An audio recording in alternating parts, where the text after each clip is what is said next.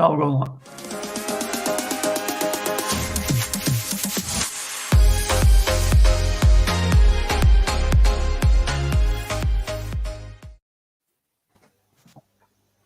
Fantasy managers, hello and welcome back to another edition of the FPL Addicts Fantasy Weekly videocast and podcast. We've got the usuals on today for our fourth podcast of the season so far. We're powered by Esports Live and always sponsored by Bonus Bank, as you already know. Even though it's the international break, there's no rest for us on the panel today. We've got everyone here.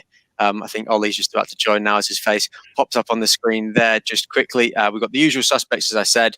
We've got myself, StatsmanDave, Jack, Ollie, and the FPL Guru at FPL Addicts is his Twitter handles and his Instagram handles as well. So make sure you are following him. If you're not, what are you doing? It's the best FPL advice around. So we'll ask you how you're doing, mate. Guru, how are you? Yeah, great. Thanks, Elliot. You know, Tottenham top of the league, Arsenal bottom of the league. Cannot complain at all.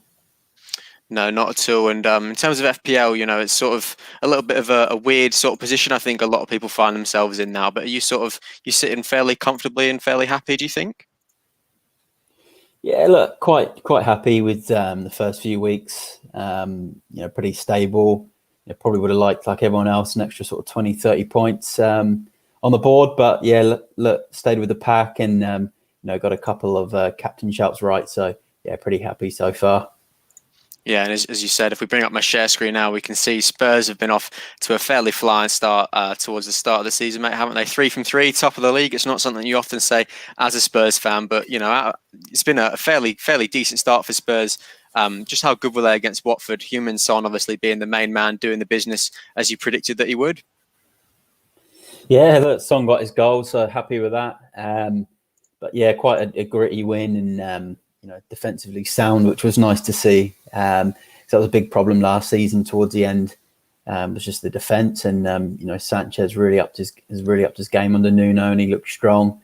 Lloris looked good. Even Eric Dyer had a sort of a good game. So yeah, pretty happy with the defence so far.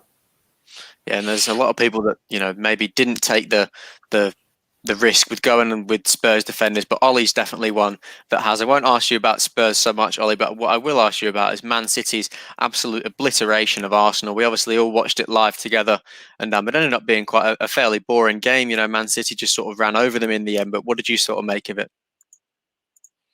Yeah, it was really boring, as you say, Elliot. Obviously, happy birthday for yesterday, mate. Obviously, rocking the new Newcastle shirt, as we can all see. So happy birthday! Hope you had a good one, mate. But yeah, it was a really boring game. Obviously, Arsenal are just abject at the moment. I'm doing a wildcard draft. I brought in Callum Chambers for this upcoming week just to sit on my bench. I'm just thinking, what am I doing? You can't be having an Arsenal defender or an Arsenal player in your team at the moment because they're absolutely horrendous at the back. I reckon. Maybe Blackburn's under-9s team could beat them in the minute the way they're playing. They're absolutely horrendous. It was a really boring game. City are class. You know, we just expected them to win, and they did it pretty comfortably in the end, didn't they? Absolutely, mate. Thank you very much for your kind words there. 5-0, as we said, it was an absolute obliteration of Arsenal, and they just looked absolutely hopeless. But Brighton Everton was one that popped out to me, Jack. A lot of people were, you know, expecting sort of a 0-0 boring draw or whatever there, but Everton came away with all 3 points. Damari Gray, is he going to be one that's on your radar? Oh, he's tempting for a wild card option when that time comes. I'm probably not going to be able to change my midfield around just at the moment, but he's looking in good form, Damari Gray, and great value. He absolutely is. He's looking really brilliant for Everton as well. They've obviously made a fair few signings without really breaking the bank, Everton. So some pretty astute business from Rafa Benitez there. I'm sure that Everton will do fairly well this season. And obviously Dominic Calvert-Lewin was on the score sheet again for the Toffees. And the final game that we will review, StatsmanDave, West Ham 2, Crystal Palace 2. We will get onto our teams and how we went this week. But I know you did captain Said Benrahma in the end, and he didn't manage to return for you. But, you know, Antonio's still doing the business for a lot of FPL managers, didn't he? Yeah. Obviously, as we discussed, it was a bit of a risky move for me to do that, and it didn't really pay off, especially with Son scoring well as the option that I was otherwise going to go with. Yeah, look, 2-2. It was pretty, you know, interesting game. I did catch a fair chunk of it. You know, Gallagher scoring a couple, which was probably a little bit unexpected, and then you know, Antonio just bagging goals for fun. And you know, I've certainly brought him in this week finally. You know, and you know, Fornell's also being pretty potent in the last few weeks as well. So, West Ham just keep banging in goals, but potentially just being a bit leaky, I suppose, conceding a couple to Crystal Palace. But, I think Crystal Palace looked a bit stronger than I was certainly expecting them to be. Yeah, absolutely. And obviously they did concede 2 to Newcastle, 1 to Leicester as well. So their defence maybe might have to be strengthened with a possible, well, not with the possible transfer, but with the transfer of Kurt Zouma, which we will also dissect later. But just before we move on into the league reviews, we've got a question and I'll let you answer this one, Guru. Raj FPL, welcome to the channel, mate. If you are new, he says, Spurs are lucky with 3 clean sheets or not. Guru, I want to get your opinion on that one. Probably a little bit in the Wolves game. So I'd probably say one of the clean sheets was, but in the City game and the Watford game, we were pretty resolute at the back. So yeah, I'd probably say, one of the clean sheets was lucky. So three out of 3, probably a bit lucky, but 2 of them definitely not. And Ollie, obviously, as I mentioned before, has been one that's gone with a lot of those assets. So he will not care if Spurs are lucky or not, will you, Ollie? Not at all. Sergio Reguilon, no one went with him pre-season. I backed him for whatever reason. I thought he would do decent. So far, he has done. We might be able to get onto my wildcard draft later on.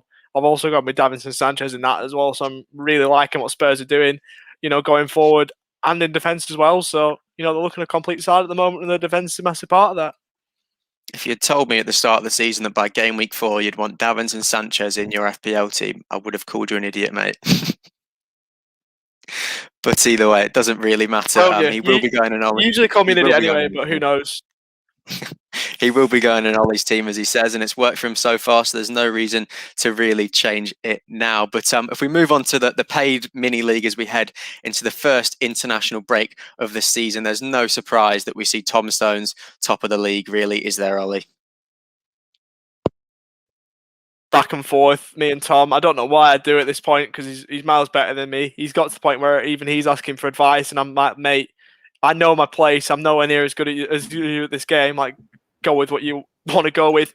He's probably consistently the best player in our community at the moment, and I don't think if you ask anyone in the community, people would say, "Oh yeah, I think I can back myself to beat him." But realistically, winner of last season, started so strong this season. He probably is the Man City of the FPL Addicts world, really, and he's done it again. He backs it up. He said he wasn't confident heading into the season, and yeah, he backs it up. Obviously, Bradley's done really well as well. He's obviously joint top. He's had a great start to the year. Obviously, I don't know what happens with the bonus bank player of the month, FPL manager of the month, if that's joint or not. But both of those have been absolutely brilliant. Bradley, I don't know if he was playing last season, but he's been one out of nowhere. So fair play to him too. Hopefully, maybe he can win it this year. So to give us something different, and so I can give Tom a bit of stick. But Bradley's had a great start as well. So both of those have been flying. Yeah, and as you mentioned, you're not sure if it goes to a playoff or if they just share it. I can confirm that the very first bonus bank manager of the month has gone to a playoff, similarly to what we saw in our Euro competition. I think it was match week 3 or match week 2. I think it might have been when we had 2 players on the same amount of points for manager of the week. But whoever gets the most points in game week 4 will come out with that manager of the month, the very first manager of the month prize. So best of luck to Tom and to Bradley. I'm sure it's going to be an absolute thriller between them. And they've, as you can see, 270 total points so far for FPL. It's obliterating my score. So hats off to the both of them. And then if we can see in the league, we've got Mohan in 3rd and Geordie Wilson, who we will be speaking to a little bit later on today's podcast, who sits there in joint 3rd. And that's how the paid league is shaping up. It's really competitive so far, isn't it, Guru? And at the top it's getting quite competitive and cagey. A lot of people on a similar amount of points, but you can already start to see a couple of cracks in the league. But towards the top end, it's really competitive, isn't it? Oh, look, it's unbelievable. In both leagues, free and the mini.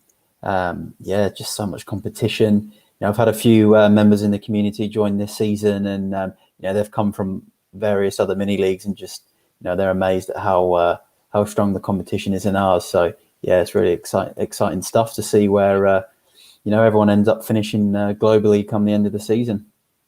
Yeah, and I think it's worthwhile for me to touch just before we move on to the free league standings heading in to game week 4. Nathan Delgado comes away with manager of the week for game week 3 with his team Toffees. He got 81 points and claims the 20 Aussie dollars weekly prize. So well done to you, mate. And we also look forward to having you on the podcast, not today, but very, very soon. But if we move on to the free mini now, they're somehow doing even better than the people in the paid league. We've got Umar in first on 280 points. We've got Max Spillett in second on 271.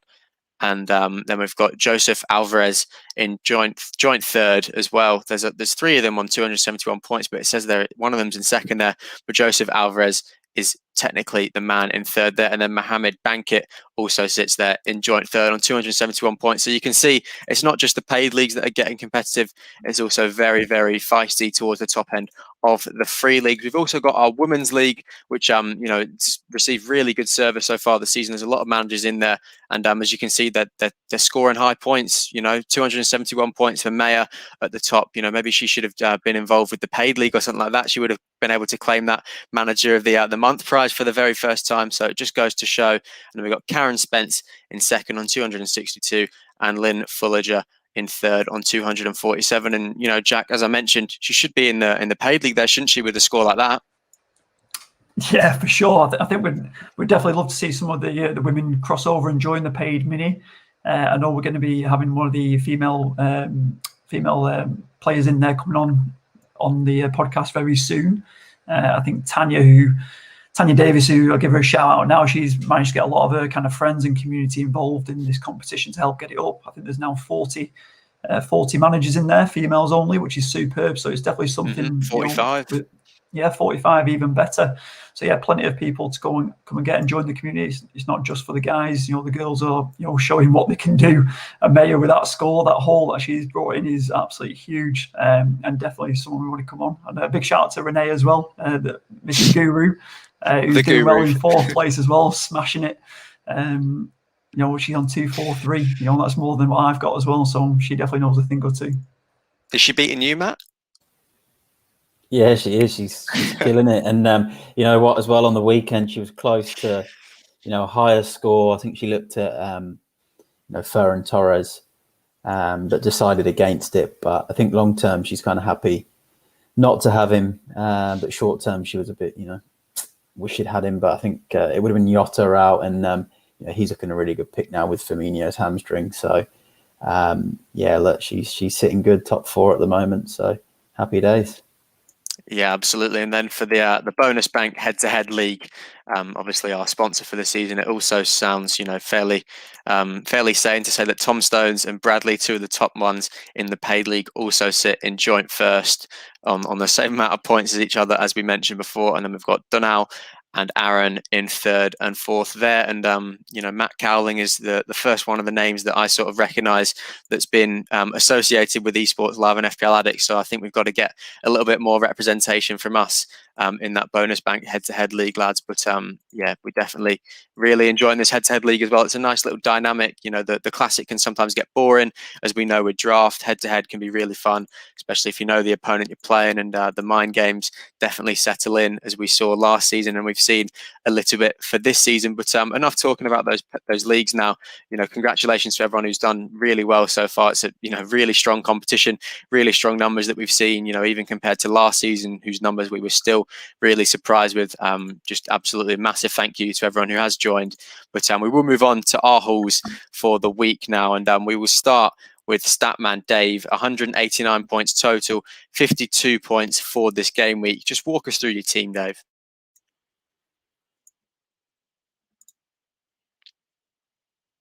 He always finds himself on mute. Apologies, guys. So 2 weeks below the average, so it's been pretty disappointing for me. I don't think all of last year, my first year of FPL, I had 2 weeks below the average, so it's been a bit of a disappointing start for me, and I've pulled the trigger on the wild card a bit earlier than I would have hoped. But just a lot of the guys that I picked just not really performing right now, especially in the defensive end and up front as well. So so I bought what else? Who did I bring in? So I changed keepers. So Martinez out and Loris has come in. Defenders, I've taken out Target, White, Simicas, Shaw, and Regulon. Shaw. And then I've brought in Regulon, Duffy, Christensen, and Varane. Also done a swap with Souček for Basuma, which was more just to raise a bit of cash to upgrade Tony to Antonio. So now the new team's in sort of red hot form, so I'll be pretty disappointed if I don't get well above the average this week. Yeah, and are you sort of happy to play a wild card this early, do you think, StatsmanDave? I know it's caused a lot of controversy on a lot of FPL Twitter pages. The Guru was having his say this week, and a lot of other people were. But are you happy with the position you're in now that you've wild carded? I think so. I think you've got to play it when your team needs it the most. While I wouldn't necessarily have chosen to play it this early, I think, I'm slipping further and further behind each week with the players I had just not performing. So if that's the situation, then you've got to do something about it. And that's what I've done. So hopefully that sends me back up the ladder again. Yeah, and we've got, let us know, obviously, if you are watching live, if you are playing your wild card during this international break. Raj FPL has just said that he is as well. And our very own Pizza Boy can't really decide whether to wild card or not. When the conferences for the managers come out, it'll definitely be interesting. But he says his chances are he might play a free hit, which is fair enough. Guru, what's your sort of thoughts on an international break free hit then? Yeah, that's difficult. I think, we're probably not going to get a lot of the news till quite late with press conferences. So, free hit for me is more of a double game week type of thing. I still think it's quite early to burn that chip.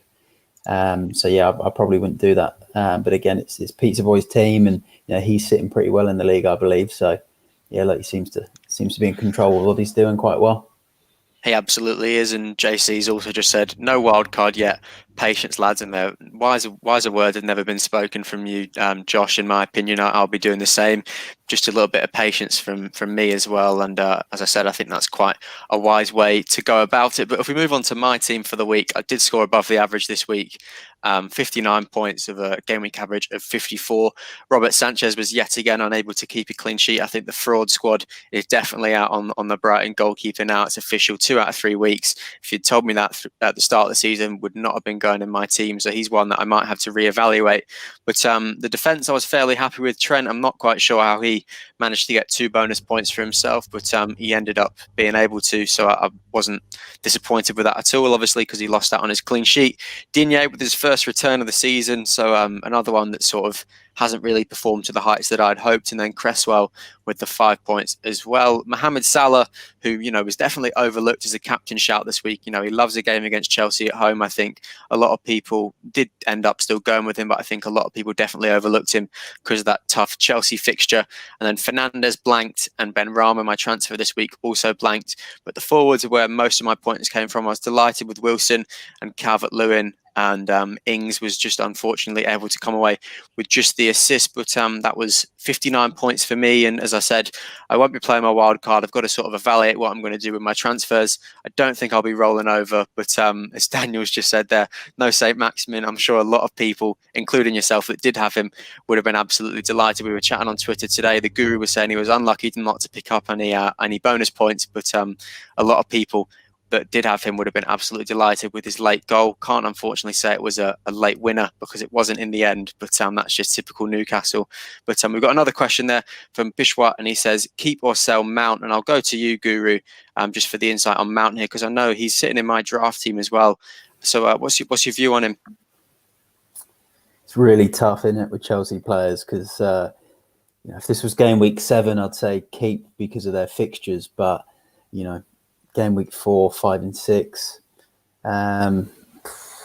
You probably could sell him right now with the focus on bringing him back a bit later on. He's not really produced much just yet. And you can probably get better value players around that price right now, like your Ben Rams of this world, Rafinha, and those types of players. So I'd probably sell him right now. Yeah, and any and all questions that you do have, make sure you get them in, because we'll be more than happy to give you some advice. And obviously a lot of people that do have Mount, he was very good for a lot of the time last season, but it will be interesting. But as the Guru said, and I know we drilled it into Daniel's brain as well, game week 7, Chelsea assets, that's the gold mine, that's the jackpot. So, if you can afford to hold on to them until then, I think it's a good bit of advice as well. But we'll move on to your team now, Jack, and an absolutely brilliant week from you, mate, 65 points. So just walk us through your team. Yeah, a lot better than the previous week. A bit like Statman was saying earlier, went below the average. I think me and you got the same there, Elliot, with 51 points. But yeah, went into the week, made the change with Duffy at the back to make sure I had a defender. He didn't really contribute much with that Everton defeat, as well as the same as Sanchez. But yeah, carrying forward, I had Son in there for this Watford fixture and obviously put the armband on him. He was obviously a good pick and he held in there as I expected, even though the free kick maybe should have been stopped on the way through. But thank goodness it wasn't. That went all the way through. But yeah, Salah did well as well. To be honest, I wasn't too sure about what to expect from Salah, but obviously he got the goal in there, which is cracking. And then Greenwood, who I showed a lot of faith in at the start of the season, thinking he was going to go well in 5 of the 6 fixtures that United have got for the first 6 game weeks. He showed what he's made of as well with 3 and 3 for him. And then obviously Richarlison, don't know what was going on with that penalty argument that he had with Calvert-Lewin in there, but he didn't hold for me. I think he peaked at game week 1, so he's definitely on the radar for shifting. Ings with the assist, happy days. And then my guy, Chris Wood, got the 9 point. He bagged, did celebrate a little bit. Ollie won't be too happy with that, but I definitely did celebrate when Burnley scored and got that goal. I was walking my dog at the time, and the guru gave me a text, and I did a little celebration, a little jump in the street.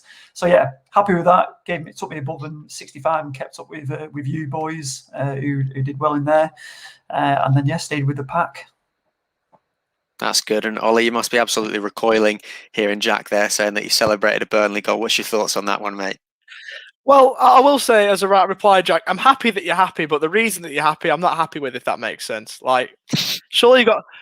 It's good to see that you're happy, mate, but surely you've got more to be happy about than a goal from a dingle. Come on, mate. I think the issue was, though, he played 3 games. His 3rd game, the first 2 games wasn't too good, but he was down there as my differential. So grabbing the goal, it was a bit of a relief, really, to for him to haul finally. So thank goodness. Yeah, I'm sure it was. And, I just want to ask you quickly about Richarlison, Jack. I know you said he was on your radar to move on, but, there was sort of that uncertainty around Everton at the start of the season around who would be on penalties.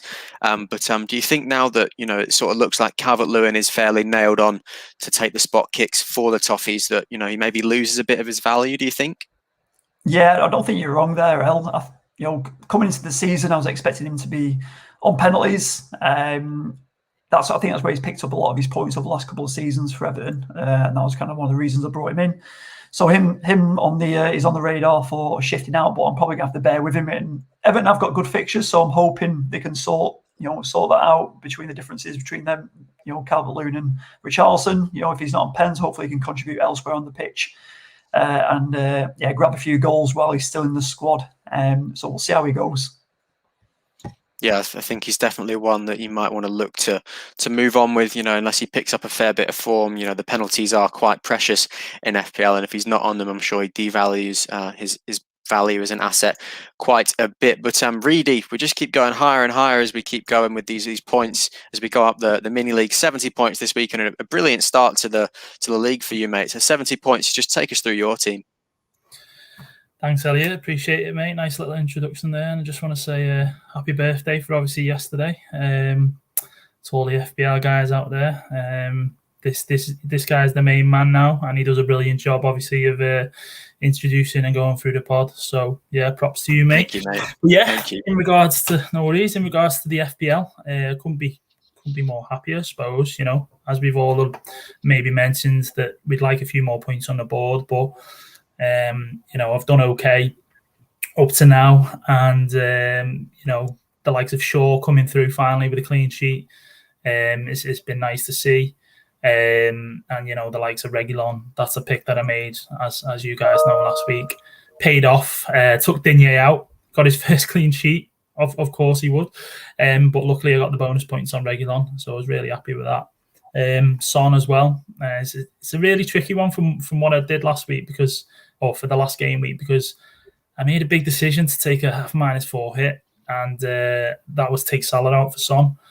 And basically, it made no difference. If I'd have kept Salah in, when I captained him, I'd have got the exact same points, and I'd have saved myself the -4. But it was a tricky fixture for Liverpool, and I don't think anyone expected Salah to maybe hit and get the bonus points, but he did.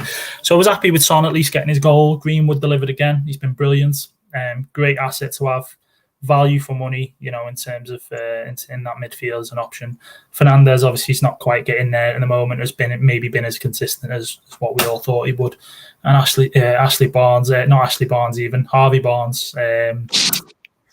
He might as well just give up already, because I had big hopes for that for the guy, and he's just not delivered. So up top, can't complain. Antonio, Armstrong, Mings, fantastic. Armstrong getting that last minute penalty for the Saints, unfortunately, Elliot, to ruin your birthday, mate.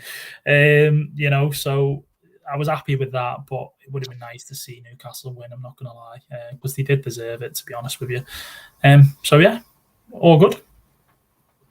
Just the way that it goes sometimes, mate. It was a fairly appalling piece of defending from Newcastle, which isn't too much new. But, you said a lot about Harvey Barnes just then. Do you think he's going to be one that you're going to look to move on during this international period? Yeah, of course. I've got a lot to think about in regards to, moving him out. What do I do? I have got extra money in the bank there that I could use. Do we make that one transfer? There's a lot of players been signed, obviously, with deadline day, closing yesterday. So there's a few interesting players knocking about now in fantasy, and it's just about looking for that value and that enabler that could potentially get you, your Ronaldos, your Lukakus, and Harry Kane, obviously, is now in the conversation again. So, I'm going to definitely look at it. It is something that's probably going to happen. He is going to be probably shifted out for the Leicester City fixture, because it's going to be a tough one. So it just depends who I bring in. Yeah, and as I said, it's been an absolutely brilliant start to the FPL season so far for you. Unfortunately, this man, Ollie Walker-Peel, I say unfortunately, it's always nice to see him do well. He's got 77 points this week, and he does rank just that 1 point totally overall above you. So, Ollie, just walk us through your team, mate. You've had a really, really good week.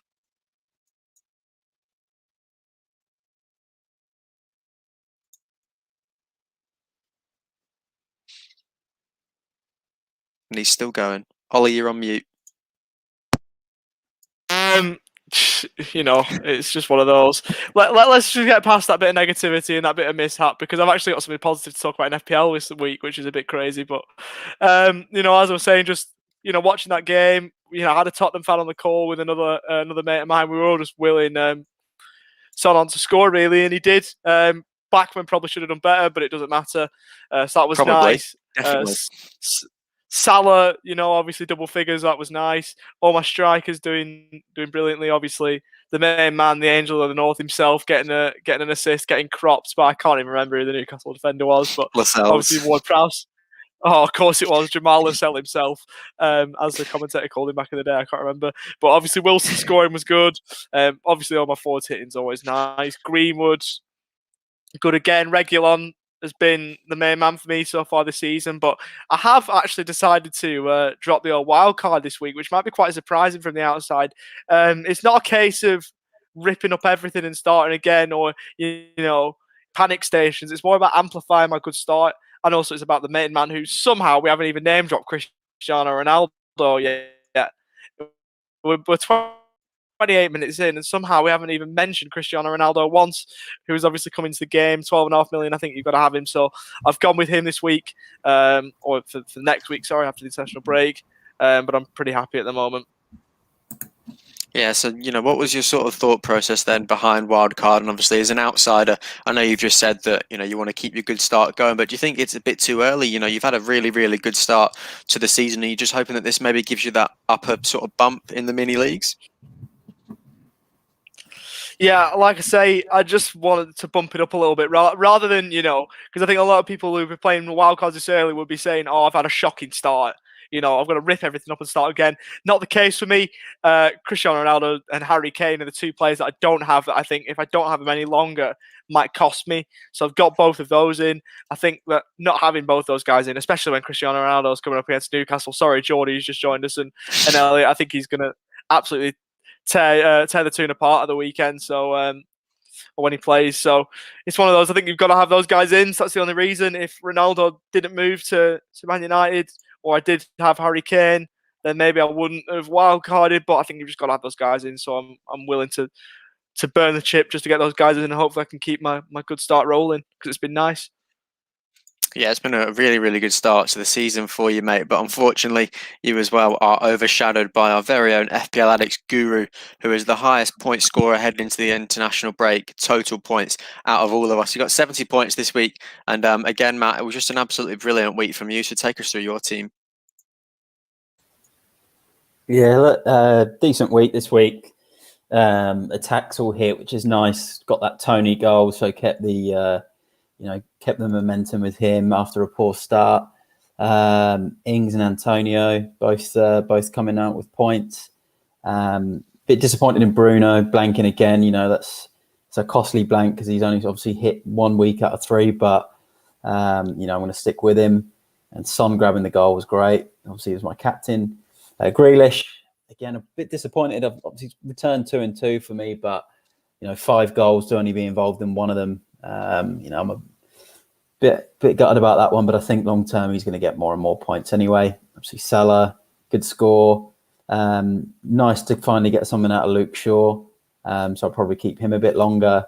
Livramento was my transfer, and obviously you would have seen Elliot in the Newcastle game. He was centimeters away from an assist if it wasn't for the that sitter that went over the bar. So I was again so close yet so far. And then Amati, wasn't really expecting a huge amount from him again. He's 4 million defender too. And then Sanchez, frauding us all again, game week 3. So look, pretty steady week again. And we go again after the international break. Yeah, and as you mentioned, Livramento, if I do say so myself, he was very, very unlucky. Not to end up getting even the slightest return for the lot of FPL managers that did transfer him in. I definitely think he'll be one for the future. Southampton obviously conceding to Newcastle. There's never any shame in that, considering the best team in the world. But he definitely did deserve a couple of attacking returns. He was really, really central to most of what they wanted to do. And him and El Yunusi on the right hand side definitely look very dangerous together. So I'm sure it won't be too much longer before you see a couple of returns from him, Guru. But do you think Luke Shaw's value? I know we've spoken a lot previously, but not too much today about Ronaldo. But it might just seem so effortless for him now to get assists. If he just crosses a ball into the box, you're going to assume Cristiano Ronaldo is going to be there, arriving with his head that he likes to score with so much, and getting him a lot of assist points. Do you think that Ronaldo is going to boost up Shaw's value? Yeah, I think he will. I think Varane will as well, because if Shaw does take free kicks in the odd corner, then I think Varane's going to be a big aerial presence too. But Ronaldo does certainly lift him. But I've still got my eyes on Shaw in terms of maybe taking him out during this kind of game week 6 to 14 period. But look, we'll probably touch more on that on Friday. But just to answer your question anyway, I think Shaw will be better with Ronaldo in there for sure. I think a lot of teams in the world will be better with Cristiano Ronaldo in there, but I definitely think Luke Shaw, with the crossing ability that he had on display at the Euros, will definitely be worth a lot of fancy managers' time. But that's sort of our teams as we head into the international break. We've got a couple of transfers. There's a lot happening on deadline day yesterday, as long as your team name isn't Newcastle United. So there was a lot of transfers, and a lot that might have some major repercussions on FPL. So I just want to talk about Emerson, Matt. Obviously, the new right back for Spurs comes from Barcelona, formerly of Real Betis in Spain. So do you think that he's going to be one, that's going to start ahead of Doherty and going to get a lot of attacking returns for your team, Spurs? Yeah, I think he will. I think maybe the first sort of few weeks he might, not play. I think Tanganga will keep his place for a while, but over time, I think he'll move into that right-hand side, whether it's in a 3-5-2 with fullbacks or in a back 4. But I think he'll 5 million is a pretty good price. Obviously the same as Reguilon, and big potential there.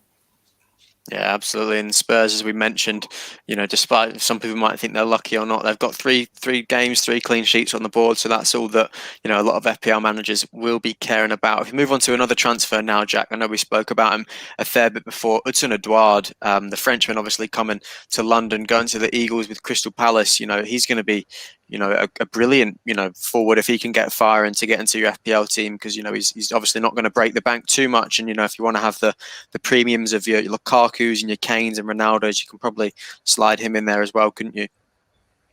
Yeah, for sure. I'm not too sure what value is coming in at, if anyone else can help on that. But if he's around that 6.5, he's coming from not the biggest league in the world, most competitive league in the world. So hopefully he's coming in at a decent value where you can have that third striker, equivalent to maybe the Armstrong. He's 6.5. That'd be 6.5. Is that right? No, perfect. So around that fee, I'd be quite happy to have him as a third striker. He's going to score goals. He puts himself about. He's been really impressive for Celtic. He's done well in the Champions League when they played in there. So yeah, it could be a good asset to have, and excited to see how he kind of does. I think Crystal Palace are desperate for someone like that to get the goals. They've not been prolific over the years with Benteke and AU. So if they can get the likes of Gallagher to be supplying the goals to him, it'd be quite interesting to see how he goes. Yeah, and as the Guru just mentioned there, game week 9, Palace have got a lot of green fixtures, so it might be one to look for your team. He's obviously probably borderline class as an enabler for that striker position, as I said, if you do want to get those sorts of assets in. But I do want to ask you as well, Jack, Daniel James to Leeds. Are you sad to see him go from Man United, or are you happy that he's sort of moving on in his career and taking a little step down to Leeds? Oh, step down, shots fired there for the Leeds fans. I don't mind a bit of that. Listen, I think Dan James, he was electric when he started. He scored quite a few goals for us in the first kind of 3-4 months when he came on the scene. He's so fast. I mean, I think he'll suit Leeds really well in terms of obviously the pressing game. Bielsa's going to educate him a bit more, maybe where Ollie probably lacked in terms of that maybe development on his side. But I think it's a good move for him. We've got a good bit of money for him as well, to be fair. He's a good prospect. It would maybe be nice to have a buyback clause at some point, to see how he actually progresses. I'm not too sure if that's even happened with him, but I think he'll push on well. And he's obviously he's given up the 21 for Cavani, who's giving it up for our man CR7. Yeah, we will touch on Ronaldo now. Ollie, I know you mentioned that we hadn't spoken about him too much. He obviously is quite, a small profile, small name, just moving to the Premier League now, Cristiano Ronaldo. So do you think he's going to be able to hit the ground running for Manchester United?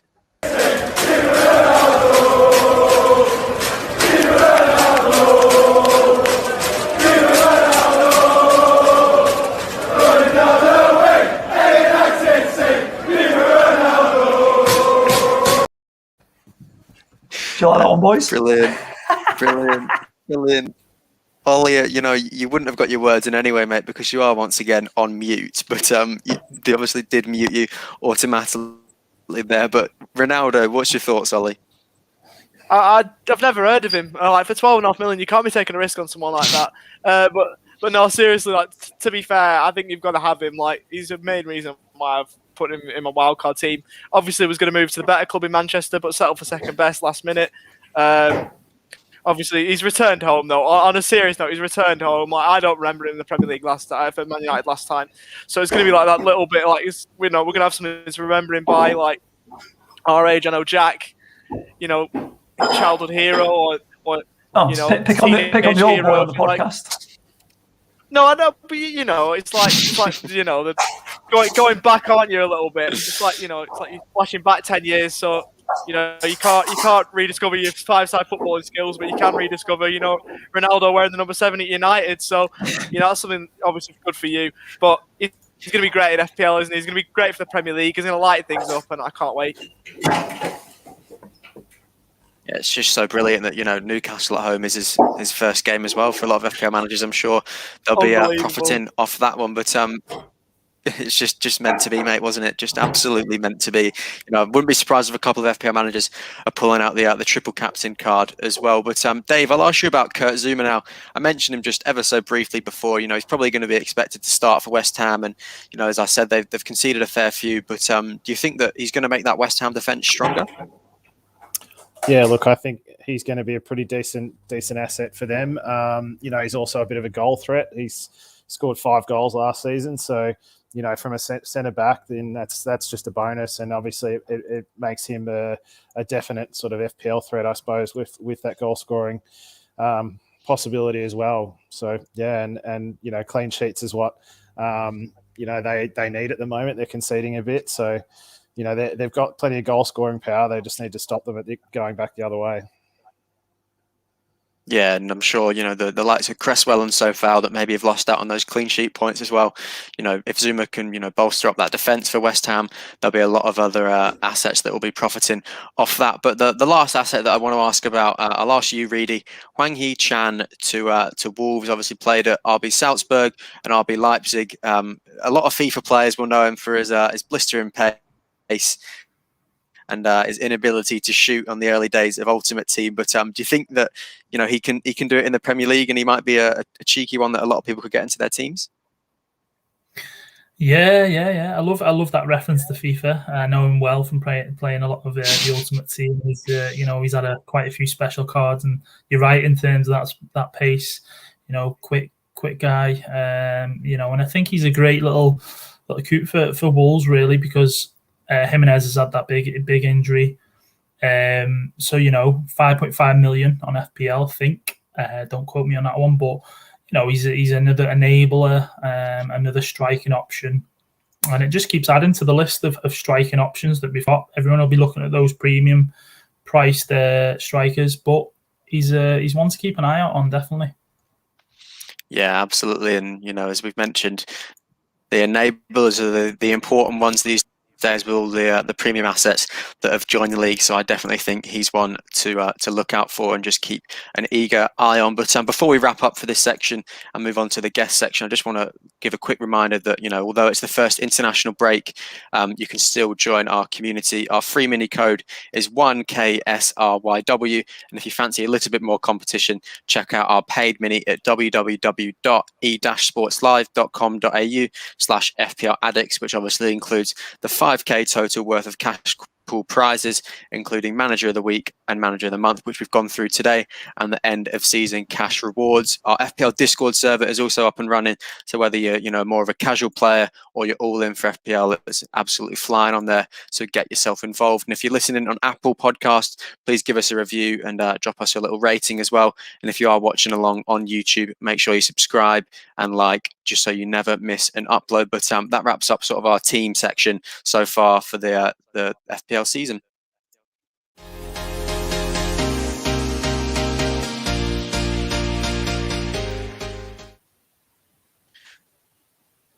So if we move on now to the guest section, we've got a very special guest today, Geordie Wilson. He's the first Newcastle fan which we've had on the podcast, so it's really nice to see a little bit of a Toon representation.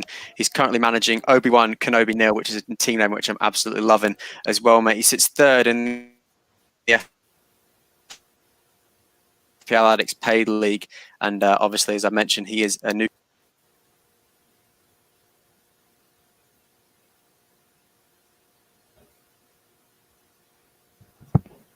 Is that Elliot gone there? We can carry on just for a minute while he brings himself back. Geordie, how are you, mate? I'm very well, thanks, guys. Great to be here. I've only joined this community for the first time for the start of this season, but I'm already loving it, and it's been a good start for me. So yeah, looking forward to chat about it. Yeah, brilliant. I'm sure when Elliot gets back, he'll try and talk a bit more shop about Newcastle United, mate. Who's your favourite player at Newcastle? I mean, it's got to be Alan Saint-Maximin, surely. I think a lot of FPL managers like to look at expected goals, expected assists, but for expected fun, Saint-Maximin is absolute top. I can't remember the last player who excited me as much but playing for Newcastle. There's not too many others, to be honest, so he's not really comparing himself against that much high quality. But yeah, love him. Yeah, I think Hatton Ben Arthur is probably the one for me that he reminds me of the most, to sort of reminisce on if those two have been playing together. I'm sure even Steve Bruce could get a fair bit out of this Newcastle side. But obviously, as I mentioned, it's really nice to finally have a Newcastle fan on the podcast, but we will get right into it. So how long have you been playing FPL for, Geordie? And, what's your sort of overall that you're sitting at the minute, if you know? Yeah, sure. So this is my 9th season of fantasy. So, I've got a little bit of experience under my belt now. Had a few good seasons too. I've had 3 in the top 10,000 overall. With my best, I mean, you could say it's gone all downhill. But my best was in my second season ever. I was just outside the top 2,000. That's where I finished there. But I mean, to this season, I've started way better than I could have expected, to be honest. The goal at the start of the season is always just, don't stuff it up too badly. Stick around the pack. make the moves later season. But I've started really strongly and currently sitting 17,000 in the world. So, it's a good platform. We're not sure if I can keep it up, but we'll see. Hopefully. Well, fingers crossed, mate. And, my second question to you was, sort of rate your performance so far. But I think you've pretty much summed it up there with, top 17,000 in the world. That's an absolutely monumental achievement. So you're obviously really delighted with the way that you've gone so far this season. Yeah, I mean, as I said, to be honest, I've never seen a start of the first couple of game weeks being this high scoring. I mean, loads of people getting over 100 in game week 1. That's something that I'd certainly never seen before. And I was lucky enough to get 112, I think, in game week 1, and then 88, I think, game week 2, down to 64 game week 3. Hopefully the trend doesn't continue too long. But yeah, it's a great start. And hopefully I can push on from here. Good stuff, Geordie. Mr. Guru here. So I've just got a couple of questions for you as well. Can you name 2 asset tips for the season? So 2 sort of must-have players, so they can be premiums or, maybe, your sort of budget sort of choices. So, give us 2 players that you think everyone should sign up for their team. Yeah, sure. So, I mean, I'd preface this answer by saying that I don't think anyone's a must-have necessarily. I think there's lots of ways to play the game, especially this season with so many premium assets. KDB, Kane, Lukaku, Ronaldo, Salah, Mane. There's so many options. So there's no one that I think is a must-have. But I think the 2 that are probably closest to that, the first one for me, it's got to be Mo Salah. I think he's just a proven asset. A proven fantasy asset. He's been, one of the top scoring, if not the top scoring player in the game for the last 4 seasons. Liverpool started the season reasonably well. The next couple of fixtures are still really good. So I think if you don't have Salah, you're sort of trying a bit too hard to be contrarian, possibly. And then the other one, probably, it's really hard to say, but I really like, for the long haul, the look of Lukaku. I think that Chelsea team, they create so much. They were just missing that clinical striker. They don't have to worry about, feeding the chances to Werner or Morata anymore. They've got a real quality striker in, who I think is going to score a bucket load of goals. He's probably my tip for Golden Boot. So if I think that's going to happen, I think he's going to score a lot of fantasy points as well. So even though I'm not 100% sure if I'll be getting him in the next sort of week or 2, I think game week 7, when the fixtures turn, he's a must-have, because Chelsea's fixtures from game week 7 to 12 or so are just outrageously good. So yeah, I think Salah and Lukaku would be my 2 as close to must-haves as you can have in this game. Yeah, as Daniel's just said there, if I could just jump him out, there's a lot of big names on there for Newcastle. A lot of big names: Remy Cabella, Hatem Ben Arfa, Gabriel Obertan, David Ginola, and Peter Beardsley. A lot of big names there, Geordie. Who do you think would have been, I just want to run this question out, the best FPL asset if they were still playing this season? Out of those players there, which one would you want in your team? Oh, that's a tough one. I mean, I'd be tempted to say Hatem Ben Arfa, because I actually did have him on my fantasy team back in the day. Although I do remember he was notoriously unreliable. I think I actually, in my very first season, being sort of new to the game and not quite as experienced, I captained Hatem Ben Arfa in one of my early game weeks, and I think he got me 1 point, got a yellow card, for dissent and something like that, and went strolling off the pitch. But just for the pure entertainment factor, I think it would have to be Hatem Ben Arfa.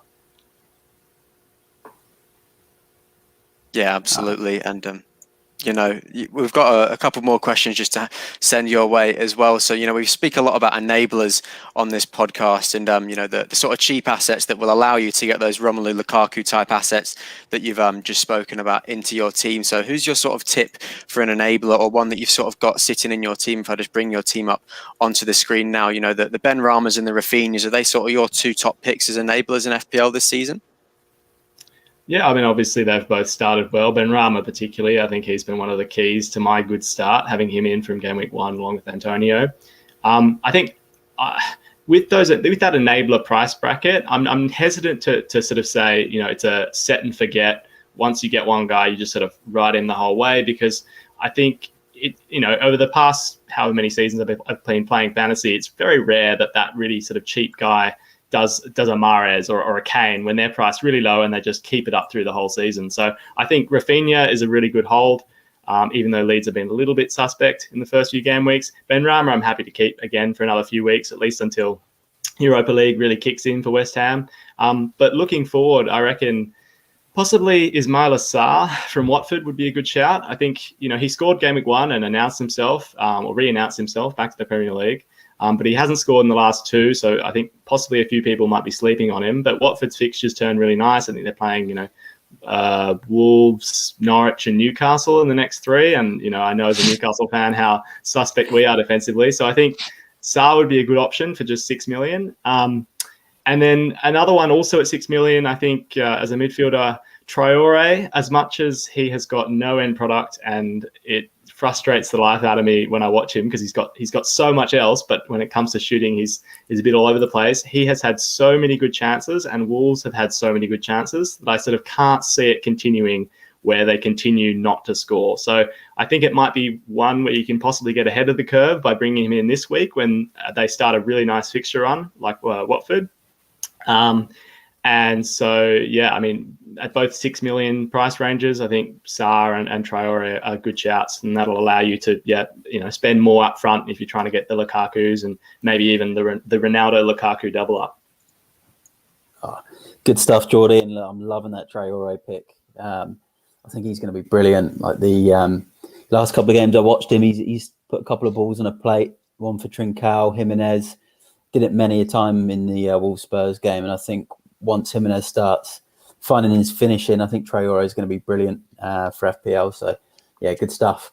But my next question is, are you enjoying being part of the FPL Addicts community? And what's your favourite part of it so far? Yeah, absolutely. I'm really enjoying it. I mean, as I said, this is my first season being part of the community. A few weeks before the season started, I was playing in one of the esports live tournaments, FIFA tournaments. A little plug there, really well run. And I saw a note saying, if you're interested in FPL, join us over here. And I hopped into the Discord and, watched for a couple of days, and I was really impressed. And honestly, I think that the thing that I've been enjoying the most is the Discord community.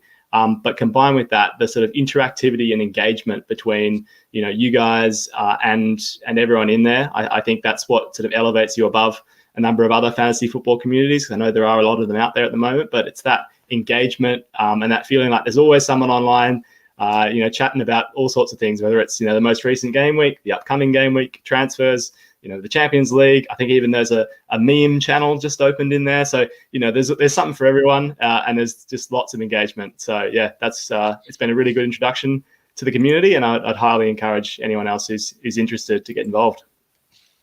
Yeah, and if my words of telling you to join the Discord every single week doesn't persuade you to join the Discord, then maybe Geordie's words there definitely might have an impact on you. As we've just mentioned, it did have a little makeover last night. We've sort of tried to refine it as much as we can and make it the best possible experience. So we really appreciate your kind words there, Geordie. The final question for you today: what's your sort of target for the mini leagues this season? So the paid mini and the free mini. Where's sort of a spot that you'd be happy to finish? Well, I mean, I think given the start I've had, I'd be lying if I said I wasn't aiming to win it. I think, it's a realistic target. I'm sitting in third in the paid mini, and I know this, it's a top quality league with lots of great competition, lots of great managers in there. But, hopefully, fingers crossed, I won't throw away the good start, and I might even be at the top come game week 38. And I mean, overall, honestly, I mean, my target every season is aspirational. I hope to finish in the top 10,000 managers overall. I've done it a couple of times, but it's becoming more and more difficult every year with now 7.6 million managers or something outrageous like that. So that's a nice aspirational target. Hopefully, I can continue with my good start and hit that. But nothing's ever assured in fantasy. You've just got to play it how you see it and hope for the best. Yeah, absolutely. And obviously with the good start that you've had, you got to go for the gold, don't you? And we wish you the best of luck with that. And we obviously thank you for giving us your time today and coming onto the podcast just to speak to the podcast community and that sort of stuff. And best of luck for the rest of the season, mate. As I said, thank you so much for coming on today. And that wraps up the guest section for today's podcast.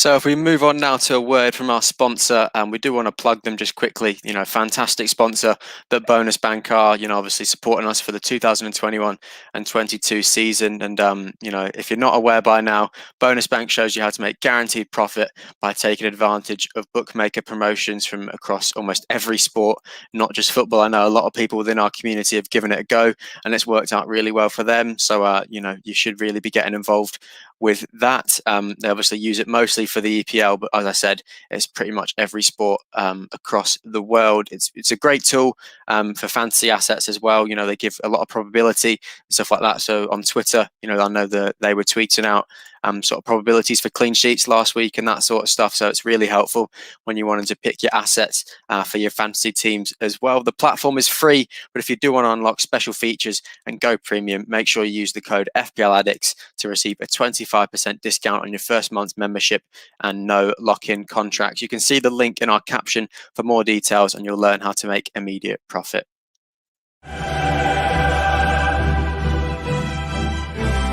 FPL Addicts are delighted to be bringing you the Champions League Fantasy Football. You can register your team now and create your squad. Head to bit.ly/FPL Addicts UCL.